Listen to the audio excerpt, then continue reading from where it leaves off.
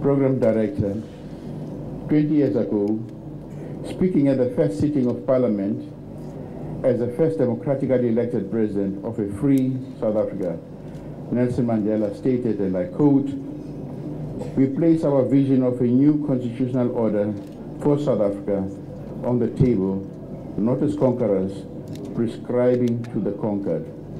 We speak as fellow citizens to heal the wounds of the past with the intent of constructing a new order based on justice for all," close quote. These words mark the final death knell of an unjust political system based on race and the birth of a new constitutional order in South Africa that has inspired millions across the world. Today, we assemble to celebrate a free and diverse South Africa.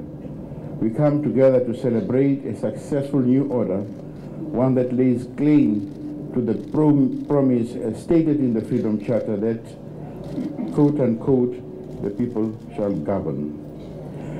Given the fact that we are celebrating 20 years of freedom and democracy, and we are remembering how this came about, and I would like to say to former President de Klerk, and I'm sure it should be remembered since we are celebrating our 20 years of democracy, that President de Klerk was the last president of apartheid government. And it was him, and through him, that we're able to make the breakthrough to create the conditions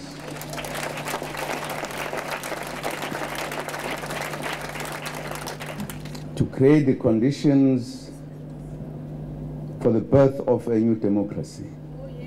He was part of it, and I'm sure you'll recall that in the process of negotiations, he had an occasion, a very tough task, I must say, to be on the other side of President Mandela in the negotiations.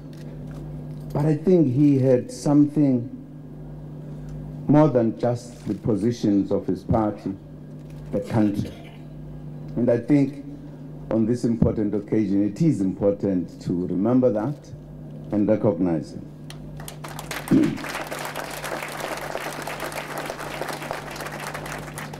Director of the program, we have gathered for an important occasion, the launch of the 20 years of a democratic parliament program and the unveiling of the bust of our beloved founding president, His Excellency Nelson Mandela. Today's activities demonstrate just how far our country has come since 1994. Just a few years ago, it would have been unthinkable to install a bust or any symbol of Nelson Mandela in the South African Parliament. The unveiling of this bust confirms that our Parliament, which was once a symbol of white domination, has now been transformed into a progressive institution that upholds the values of unity, equality, freedom, and the dignity of all South Africans. As we celebrate freedom and democracy, we recall that it is this very parliament that played a key role in dismantling apartheid laws.